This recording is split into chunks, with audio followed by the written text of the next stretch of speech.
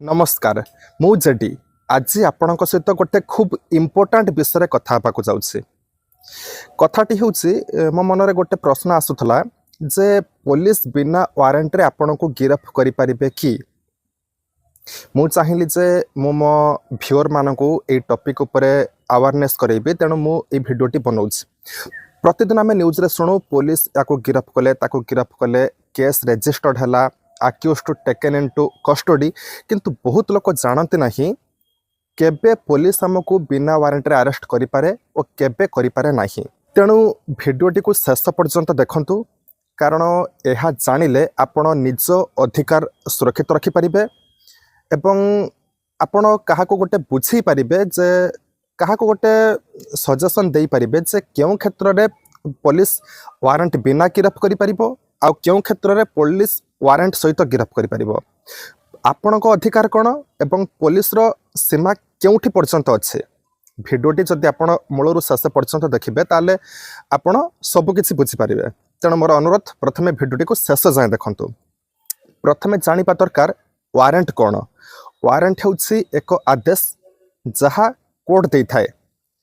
कहा को देता है पुलिस को देता है जो पुलिस को कहा जाए जे अमुक व्यक्ति को गिरफ करी कोर्ट आगे पेश कर साधारणतः पुलिस जिते वारंट पाए तापर से गिरफ करि पारंती किंतु सबु समय नुहे किछि मामला रे बिना वारंट रे मध्य आपन को पुलिस गिरफ करि पारंती भारतीय आईन criminal procedure code CrPC section 41 रे स्पष्ट भाव में लिखा अछि क्यों स्थिति रे पुलिस आपन को बिना वारंट रे गिरफ करि परिबे एवं क्यों स्थिति रे पुलिस आपन को वारंट सहित गिरफ करि परिबे चलंतु यह को एक सहज उपाय बुझिबा प्रथमतः जदि केही कॉग्निजेबल ऑफेंस जेपरि कि आपनकर हत्या चोरी बलात्कार डकायती बा मारपीट इत्यादि करिছে किंबा करिबा को जाउছে पुलिस ताकू बिना वारंट रे गिरफ करि परिबे धरंतु केही चोरी करिছে ओ सेथरे साक्षी मध्य अछि तेबे पुलिस को ए क्षेत्र रे वारंट दरकार नहीं द्वितीय रे जदि अभियुक्त पलाई जिबार आशंका रहे पुलिस जदि भाबिबो जे से व्यक्ति पलाई पारे तेबे से गिरफ करि परिबो बिना वारंट रे तृतीय रे जदि अभियुक्तर अन्याय कार्य उपरे संदेह रहे जदि पुलिस भाबे जे से व्यक्ति पाखरे कोनोसी चोरा सामग्री अछि अस्त्र किंबा अपराधर किछि साधन अछि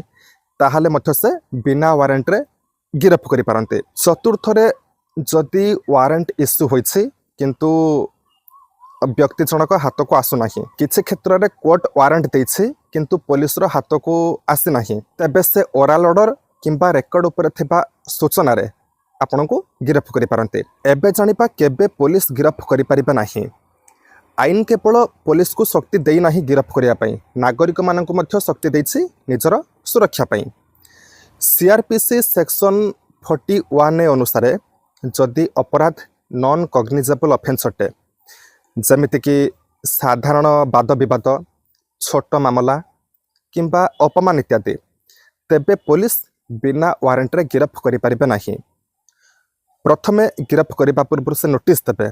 जदि से व्यक्ति नोटिस टी को अवहेला करंती ताहाले पुलिस आपन को गिरफ करि परिबे एबे जानिबा गिरफ समय आपनकर अधिकार भारतीय संविधान आर्टिकल 22 और सीआरपीसी सेक्शन 15 रे आपण को अधिकार स्पष्ट भाव में लिखा अच्छे प्रथमतः आपण को गिरफ करिबार कारण कहबा दरकार पुलिस आपण को काहे की गिरफ करूछन्ते ताहाकू स्पष्ट करी कहबा दरकार द्वितीय रे आपण को अधिवक्ता बा वकील सहित आपण को देखा करिबार अधिकार गिरफ हेबा समय आपण चाहिले निजर अधिवक्ता बा वकील सहित आपण आलोचना करि परिबे तृतीय रे 24 घंटा मध्य कोर्ट आगे पेशी करबा दरकार पुलिस आपण को 24 घंटारू अधिक समय धरी रखि परिबे नाही जेपरि कि सीआरपीसी सेक्शन 57 रे लिखा अछि चतुर्थ रे महिला गिरफ क्षेत्र रे महिला को साधारणतः सूर्यास्त परे और सूर्य उदय पूर्व गिरफ करि हेबा नाही एवं महिला माने केवल महिला पुलिस द्वारा गिरफ हेबा उचित धरंतु जने व्यक्ति राति रे कहा घर को भांगी पसी गले धसई पसी गले यह कॉग्निजेबल ऑफेंस अटे पुलिस सेतेबेले आपण को बिना वारंट रे गिरफ करि परिबे किंतु जदि केही पड़ोसी सहित आपणकर वाद विवाद हैला किंबा आपण कले सेथि पई पुलिस गिरफ करि परिबे नाही प्रथमे से आपन को नोटिस देवा दरकार तापर जाई आपण नोटिस अनुसार देखा करेंगे। तेणु यह स्पष्ट जे पुलिस सबु समय बिना वारंट आपण को गिरफ करें ना, मात्र किसी गुरुतर अपराध रे से शक्ति थाए पुलिस पाखरे। आमे नागरिक भाव में आमर अधिकार जानिले आमे निजकू और अन्य को सुरक्षा दे पारिबा। सेथिपई भिडियोटी को निज परिजन सहित शेयर करंतु और निजे सचेतन हुंतु। जदि भिडियोटी आपन को भल लगे ताहले लाइक करंतु, शेयर करंतु। जदि यूट्यूब रे आम भिडियो को देखुछन्ते ताहले सब्सक्राइब करंतु एवं परवर्ती भिडियो क्यों टॉपिक रे जानिबा पई चाहुछन्ते ताकू कमेंट बॉक्स रे निश्चित जणातु। मु चेष्टा करिबी आपनक समस्त डाउट क्लियर करिबा पई। धन्यवाद।